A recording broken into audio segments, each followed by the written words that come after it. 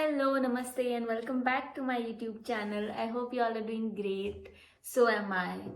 Because of you all, क्योंकि आप लोगों ने मेरी लास्ट वीडियो को इतना ज़्यादा प्रेज़ किया और मुझे सच में लगा कि वो वीडियो आप लोगों के लिए हेल्पफुल हुई थी। इसी वजह से मैं अपना सेकंड वीडियो इतना जल्दी बना रही हूँ। तो आज के वीडियो में मैं आप सबको बताऊंगी कि how I cleared SBI junior associate exam in my very first attempt. ऐसा नहीं है कि it was my first banking exam, लेकिन इस एग्ज़ाम से पहले मैंने दो साल तक बहुत सारे एग्ज़ाम्स दिए थे, जिसकी वजह से मैं इस एग्ज़ाम पैटर्न से फैमिलियर थी। मुझे पता था क्लर्क के एग्ज़ाम में क्या लेवल के क्वेश्चंस आते हैं, कौन से क्वेश्चन ज़्यादा मार्क्स मुझे दे सकते हैं और कौन से क्वेश्चंस मेरा स्ट्रॉन्ग पार्ट है। मैंने इन्हीं सब चीज़ों पे फोकस किया, जिसकी वजह से मेरा ये एग्ज़ाम क्लियर हुआ। तो लास्ट वीडियो में एक क्वेश्चन बहुत ही फ्रीक्वेंट था कि मेरे एग्ज़ाम के ड्यूरेशन में मेरी क्या स्ट्रैटेजी थी जिससे मेरा ये एग्ज़ाम क्लियर हुआ।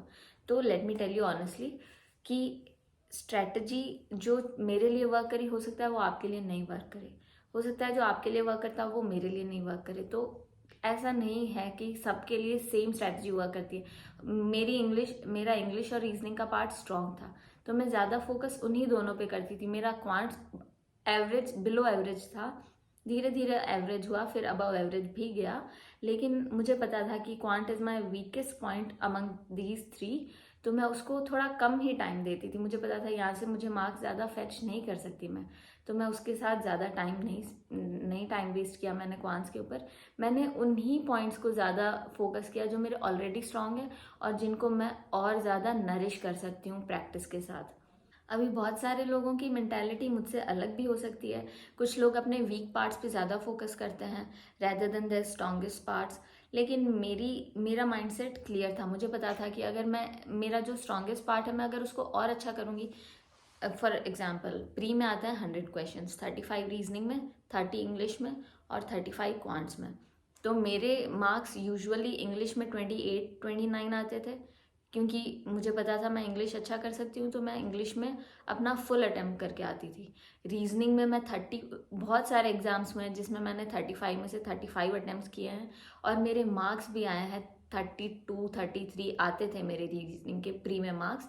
और क्वांट्स में मुझे पता था कि ना मुझसे जितना हो सकता है मुझे उतना करना है। मुझे रॉन्ग आंसर्स वैसे भी नहीं कर सकते क्योंकि नेगेटिव मार्किंग होती है, पर फिर भी मैं क्वांट्स में बहुत ज़्यादा केयरफुली आंसर करती थी, क्योंकि मुझे पता है कि मेरा ये वीक पार्ट है, तो मुझे ध्यान रखना पड़ेगा इसमें। और पीओ की कट ऑफ जाती है 50-60 के बीच में। तो अगर मेरे 30 मार्क्स इंग्लिश, 25 मार्क्स ले लीजिए इंग्लिश में आ रहे हैं और 25 मार्क्स रीजनिंग में आ रहे हैं, अगर इफ़ फॉर एग्जाम्पल रीजनिंग में 25 और इंग्लिश में 25, तो मेरे 50 मार्क्स यहीं से फेच हो जाते थे। तो मुझे क्वांट्स में ज़्यादा मेहनत करने की ज़रूरत वैसे भी नहीं पड़ती थी। ये मेरा लॉजिक था। May be it will work for you, may be it won't. तो ऐसा ज़रूरी नहीं है कि जो स्ट्रैटेजी मेरे लिए वर्क करी वो आपके लिए भी वर्क करें। तो आपको ये सेम चीज़ फॉलो करने की ज़रूरत नहीं है। मैं बस अपना पॉइंट ऑफ व्यू बता रही हूँ कि मैंने क्या चीज़ फॉलो करी थी और क्या चीज़ मेरे लिए हेल्पफुल थी। बात करते हैं सबसे पहले इंग्लिश की। तो जैसे मैं ऐसे ब्रैग नहीं करी कि English was my strongest part, लेकिन ऑनेस्टली मैं बताऊँ, बैंकिंग एग्जाम्स में इंग्लिश इतनी हार्ड नहीं आती है। आपको 8-9 क्लास के लेवल की इंग्लिश आती है, वो तो हर कोई कर सकता है। अगर आप हिंदी मीडियम से हो तो आपके पास ये एक्सक्यूज़ नहीं है कि आपकी इंग्लिश वीक है। अगर आप रीडिंग करोगे रेगुलरली अच्छे एडिटोरियल से, या फिर आप प्रैक्टिस करोगे क्विज दे के, मॉक टेस्ट दे के, सेक्शनल मॉक्स दे के, तो आपकी इंग्लिश अच्छी हो जाए। मैं क्या करती थी, मैं क्विज देती थी, और जैसे 10 क्वेश्चंस की एक क्विज आती है टाइमर से, अड्डा पे मिल जाएगी आपको या प्रैक्टिस मॉक पे या कोई PDF से।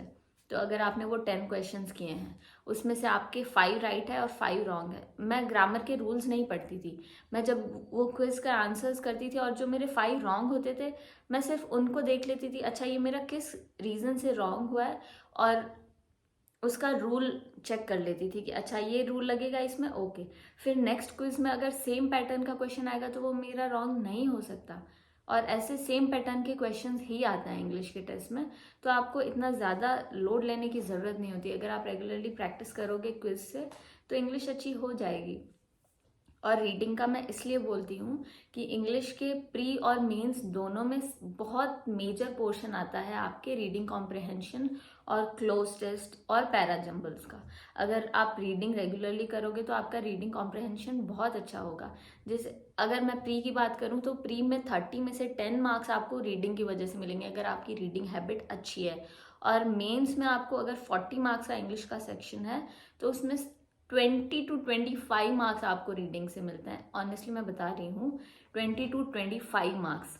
तो अगर आप रीडिंग करना, अगर आपके रीडिंग करने की हैबिट नहीं है तो प्लीज़ शुरू कर दीजिए रीड करना, क्योंकि it will be very helpful for you. अगर बात करें रीजनिंग की तो रीजनिंग सेक्शन में सबसे ज़्यादा पोर्शन आता है वो है पजल और सीटिंग अरेंजमेंट का। अगर आपकी पजल अच्छी है तो आपका रीजनिंग पार्ट बहुत स्ट्रांग रहेगा थ्रू आउट प्री और मीन्स बोथ।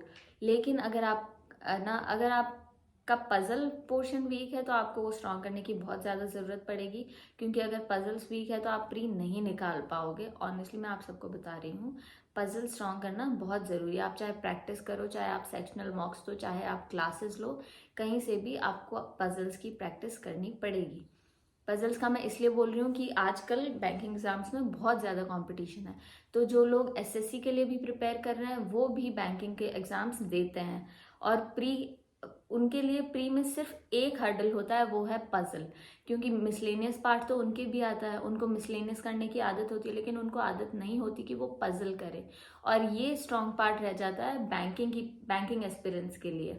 तो अगर आपको एसएससी और भी लोगों को compete करना है बैंक एग्जाम में तो आपको अपनी पजल स्ट्रॉन्ग करनी पड़ेगी।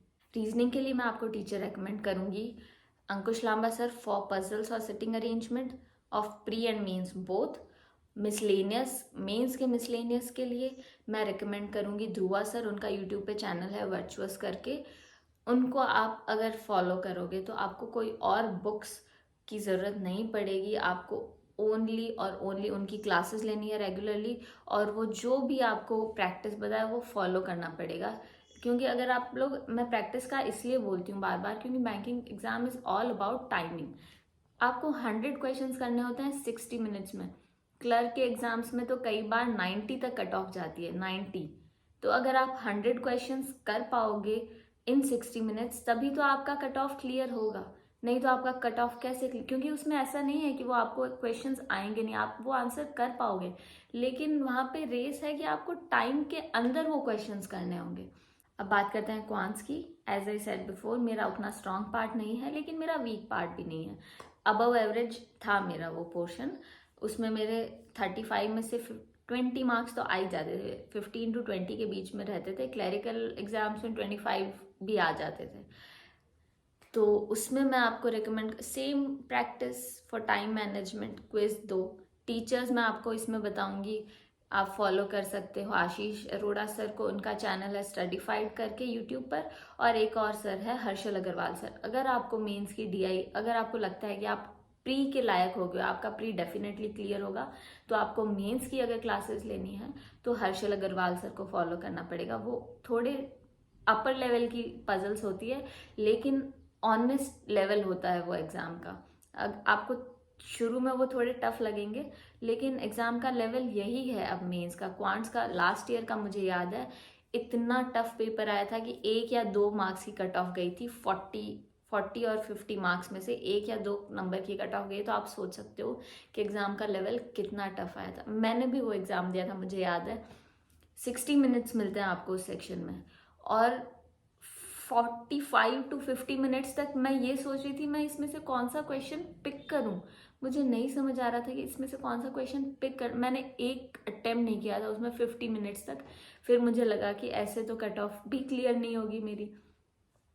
लास्ट में जाके मैंने उसमें बहुत ज़्यादा क्वेश्चंस देखने के बाद मुझे लगा अच्छा ये नंबर सीरीज़ का क्वेश्चन है। उसमें से मेरे 3 या 4 क्वेश्चंस हुए थे, वो 4 क्वेश्चंस करे और मेरे 4 ही मार्क्स है। कट ऑफ मेरा क्लियर हो गया था, लेकिन ओवरऑल कट ऑफ मेरा नहीं क्लियर हो पाया था। IBPS PO mains last year की बात कर रही हूँ मैं। इस साल भी मैंने IBPS PO मेंस दिया है। होपफुली मैंने अच्छा अटेम्प्ट किया है इस बार। अभी रिजल्ट भी आ जाएगा कुछ दिनों में, तो I will share with you all. बात करते हैं जनरल अवेयरनेस की। तो जनरल अवेयरनेस आपके प्री में नहीं आता है, ओनली मेंस में आता है।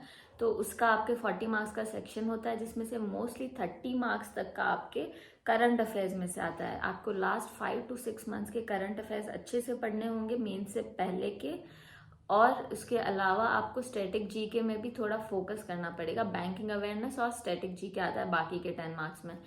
मोस्टली जो बैंकिंग अवेयरनेस भी आता है वो करंट अफेयर से ही रिलेटेड होता है। तो उसमें आपको, अगर आपका करंट अफेयर कवर हो जाएगा तो आपको अलग से बैंकिंग अवेयरनेस पढ़ने की ज़रूरत नहीं रहेगी। और इसके लिए मैं टीचर्स रेकमेंड करूंगी, कपिल काटपाल सर हैं और एक गौरव गर्ग सर है, स्टडी IQ पे पढ़ाते हैं, और कपिल काटपाल सर का खुद का चैनल है। So that's all for today. I hope ये वीडियो आपके लिए हेल्पफुल रहा होगा। आप प्लीज़ मुझे कमेंट सेक्शन में बताइएगा, कोई भी आपका इसके बाद डाउट हो तो मैं उसको सॉल्व कर पाऊँ, और अपनी नेक्स्ट वीडियो में उसको भी मेंशन करूँगी। Thank you so much for watching this video. Please do like, share and subscribe to my channel. Thank you.